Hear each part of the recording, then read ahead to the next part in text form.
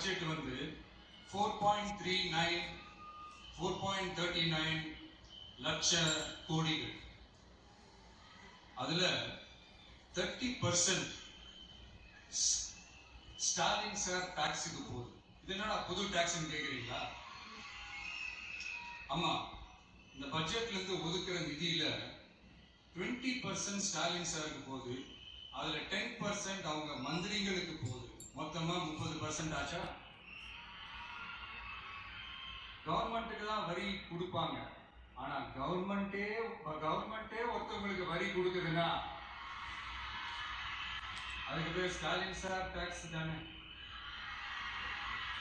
இதை விட நாகரிகமா நீங்க அடிக்கிற கொள்ளையும் நீங்க அடிக்கிற ஊழலையும் சொல்ல முடியாது. மக்களுக்காக ஒதுக்குற பணத்தை நீங்க அப்படியே சைட்ல ஒதுக்காம மொத்த பணத்தையும் மக்களுக்கே செலவு பண்ணிட்டா ஒரு சூப்பரான நல்ல அரசாங்கத்தை கொடுக்கலாம்ல.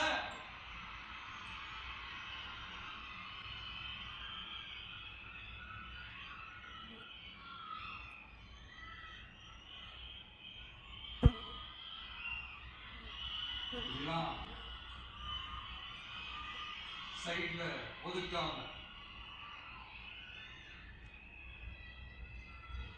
காசு இல்ல அப்படின்னு சொல்றாங்க. ஆனா விடிய காத்தால எல்லார் அக்கௌண்ட்லயும் 5000 ரூபாய் போடுறீங்க. அது எப்படி?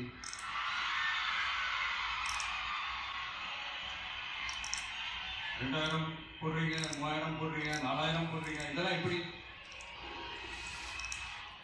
சோ கவர்மெண்ட்ல காசு இருக்குது, பற்றாக்குறை தான் காரணம். அந்த பற்றாக்குறைக்கு காரணம் என்னன்னா இந்த மாதிரி ஸ்டாலின் சார் டாக்ஸ். இந்த முதல்ல இதெல்லாம் ஒழிச்சாலே போதும், எல்லாமே தன்னால நல்லாவே நடக்கும்.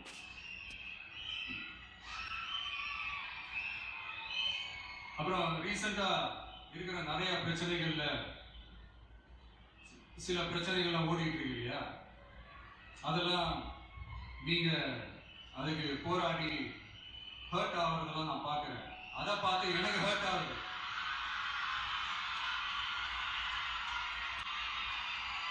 அதெல்லாம் நான் பார்த்துக்கிறேன்.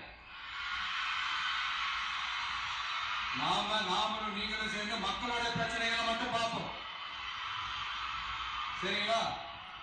அவ்வளவுதான், ஹர்ட் ஆகாதீங்க. அதெல்லாம் வருத்தலாம் கிடையாது.